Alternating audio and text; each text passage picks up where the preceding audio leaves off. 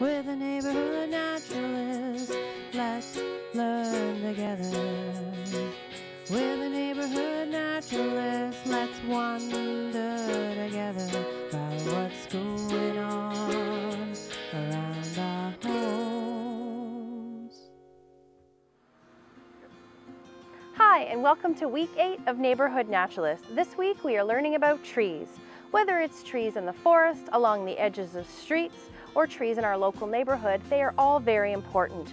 Trees provide clean air, help to filter water, are homes to many different kinds of animals, provide shade. They do lots of amazing things. Learning what kinds of trees we have in our neighborhood can be a lot of fun. We have a simple key that we're going to show you how to use to help identify trees in your neighborhood. Let's use our tree identification key to identify these two leaves. How about we start with this one? Now, to use our tree identification key, you always want to begin at question number 1. Now, question number 1 will ask you if the leaf is broad and flat or if the leaf is like needles or scales. Now, in our case today, this leaf is definitely broad and flat, so we're going to follow the directions and go straight to question number 10. Question 10 asks us if the leaf has lobes. Now, when we take a look at our leaf, you can see really distinct lobes. So this leaf definitely has lobes, meaning we can move on to question number 11. Question 11 asks us whether the leaf blade is longer than it is wide or whether it's as wide as it is long. In our case with this leaf, it's definitely as wide as it is long. That means we get to skip to question 13. Question 13 asks about the edges and the notches of the leaves. Are they smooth or are they toothed? Now, if you look closely at the leaf here, you can see it's got quite smooth edges. If it were toothed, we'd expect there to be lots of little spikes along these edges here. So we know the leaf edges aren't toothed, but let's check if the notches between the lobes are deep or not. If we look here, the notches between the lobes are these sections here. They're quite shallow on this leaf, which leads me to believe that this leaf is a sugar maple. Great job! Now that we've identified the sugar maple, it's time to try out this one. Now, we always begin at question number 1, whether the leaves are like broad and flat or like needles or scales.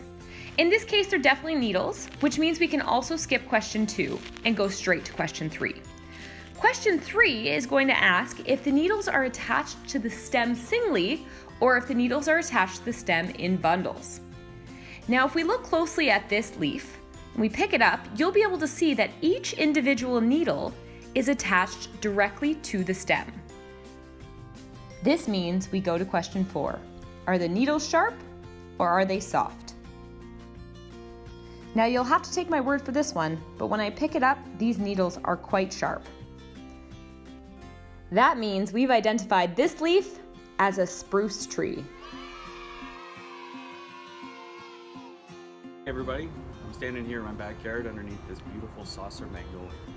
The saucer magnolia is an introduced tree species originating in Europe in the early 1800s, but because of its incredible beauty, it's become a very popular ornamental tree that you can purchase from most nurseries or garden centers.